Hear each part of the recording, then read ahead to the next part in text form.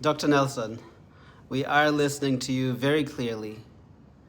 You are like our mother in this area, the mother of the Futures Forum, and not just for Africa, but for this entire planet of ours, this little island home that we call Earth.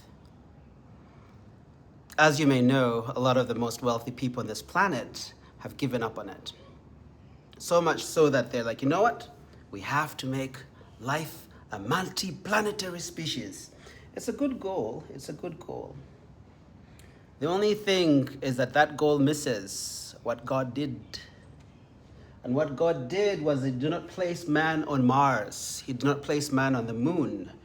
He did not place man on Saturn. He did not place man outside this solar system. This is the place that God gave us to call home.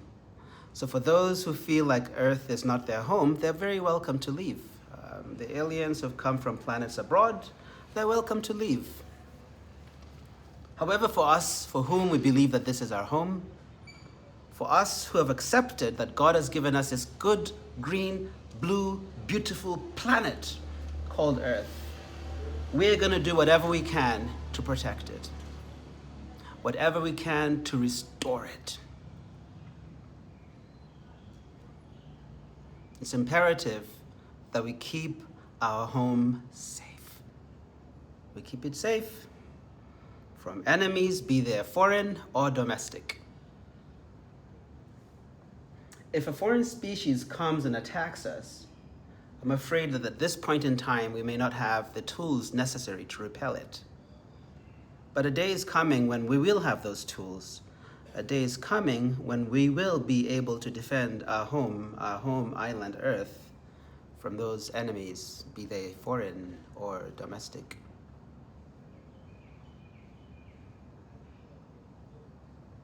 Many of you have a thinking that is rather too narrow and rather too small. You think too little. And the issue is that when you think little, you're only able to do little things. You get?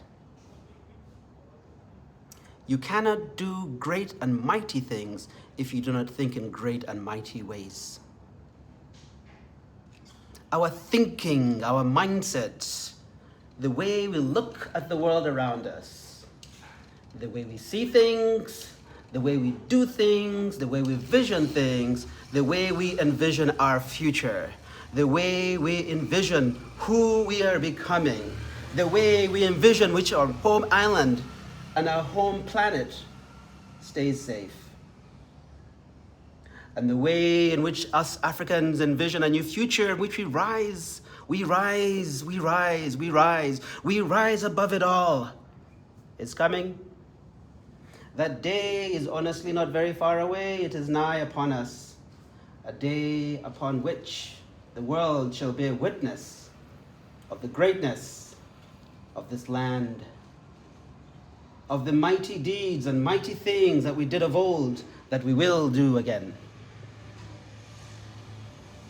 Scientists today remain befuddled by the pyramids. They do not know how they were built.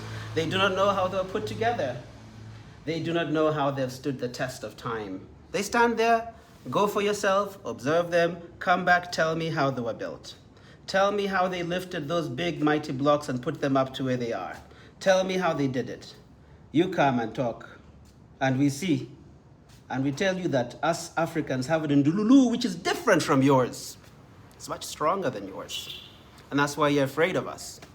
And you're right to be afraid of us, because we're very powerful people. And that's why I'd rather keep us docile, rather keep us asleep, rather keep us believing that black is inferior to white. But you know what? White people have a recessive gene.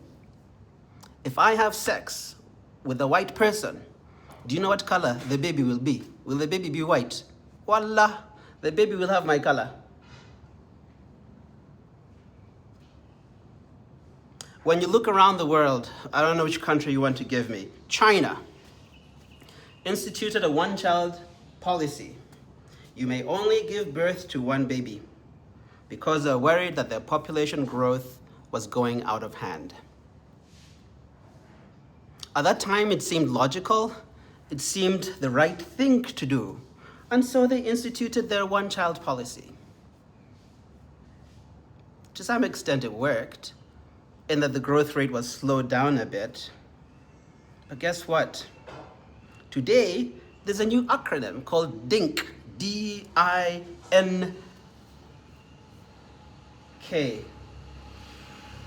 And it stands for double income, no kids. We are married, but we will not have children. Children are too expensive, take too much time to take care of. We do not need children.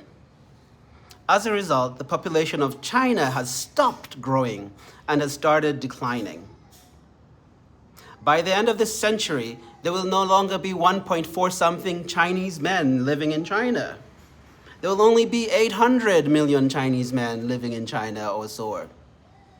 You go to Japan, 10 million homes abandoned because there are no people to put in the homes.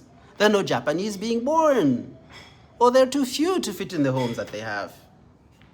You go to any European nation, same thing, same thing. You go to the United States of America. If it were not for us immigrants who built your land, we built your land. You pulled us there as slaves. We came and built it. We picked your cotton fields. We grew your tobacco. We built your railway lines. We gave you the best and brightest, and we still give you today. If we had to call back all immigrants who have been sent to the US and send them back to where they are, guess who you'll be sending us? You'll be sending us that guy, Elon Musk, back to South Africa. If Steve Jobs was still alive, he would be sent back to Syria. If Sergey Brin and the other Google guy was sent back, they'd be sent to Russia. So you want us to leave your country? We can leave. And when we leave with our tech. We leave with our intellectual property. What are you left with? You're joking, my friends. You're joking.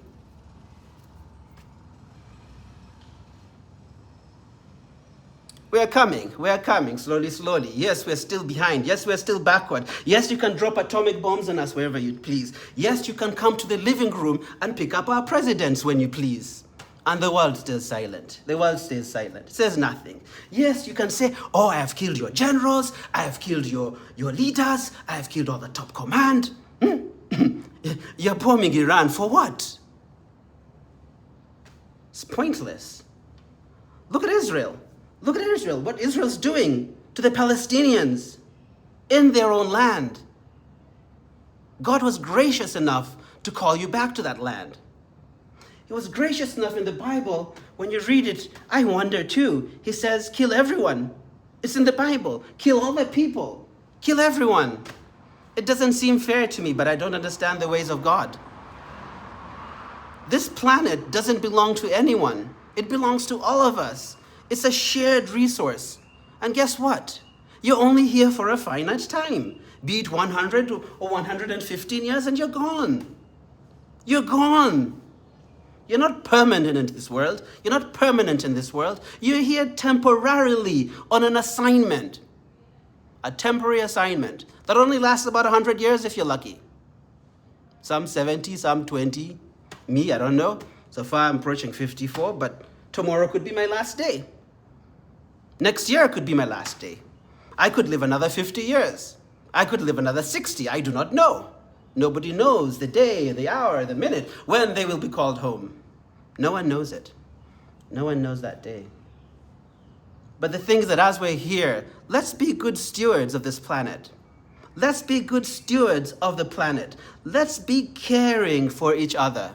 Don't just think you need to amass everything for yourself. Everything for yourself. All the money for yourself. Everything for yourself. Without any regard to the person next to you. In my tribe, we never had money. Ever. Until a Muganda man came and said, you need to give us money. Because the white man had sent him to come and collect taxes from my village. But my village had never ever heard of a thing called money. It didn't exist. You come to my village, you tell me to give you a thing I've never heard of. I'm like, so what is money? Tell me what money is. It's a piece of paper that has someone's face, a white man's face. Anyway, let me stop here because things are getting agitated. Things are getting agitated. You are agitating things, but it is good that they're being agitated because